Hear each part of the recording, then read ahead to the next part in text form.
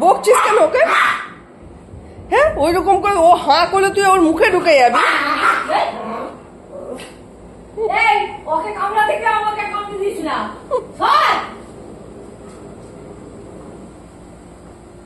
ক্যান্ডির মানে কান মাথা কেমন অবস্থা হয়েছে, কেমন তাকিয়ে আছে।